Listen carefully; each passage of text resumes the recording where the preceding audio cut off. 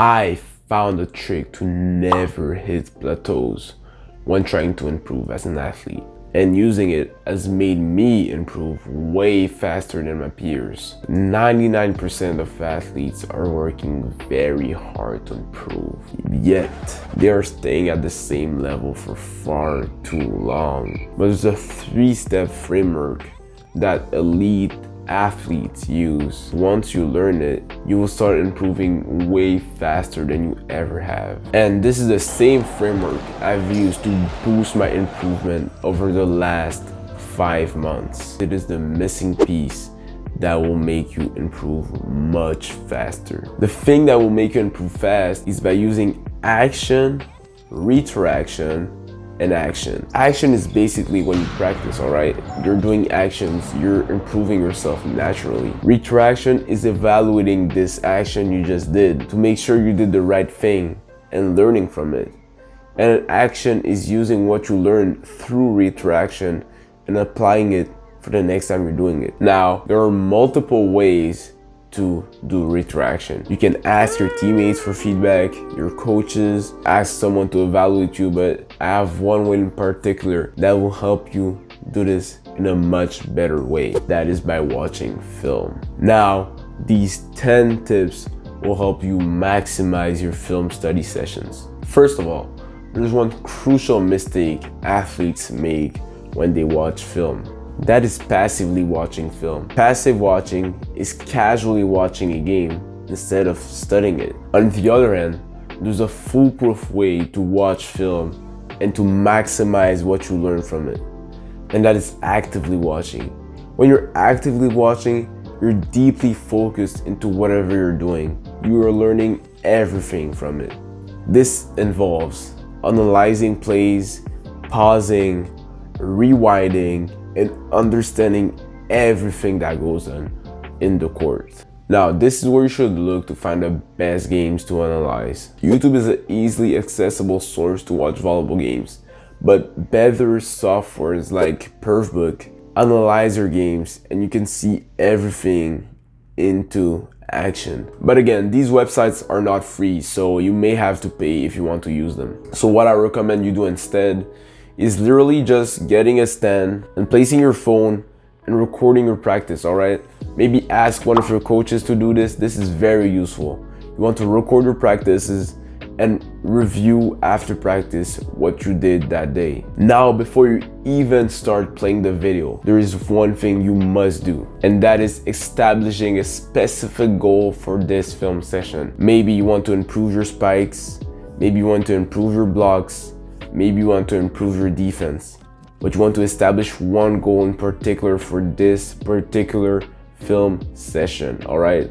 You cannot start before setting a goal for your film session. Now, before going on YouTube and analyzing whatever video you find, you need to be specific about the video you want to watch, all right? It needs to be relevant to your needs. Instead of generic searches like how to get better at volleyball or volleyball games, search for specific things like how to do spikes in volleyball or how to get better at blocking in volleyball. As you start analyzing, consider the context of every play. Every point matters. So make sure you're totally immersed in the game and you understand truly what is going on. You really want to pay attention to details when you're doing film study, because the more you do that, the more you'll find small actions that you do during your gameplay that you may have not noticed if you hadn't been paying more attention.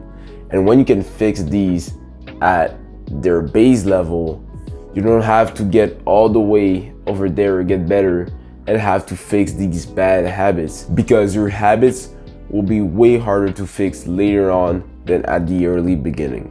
Pay particular attention to plays that did not go as planned. Pay attention to their mistakes, the footwork that went wrong, the communication maybe.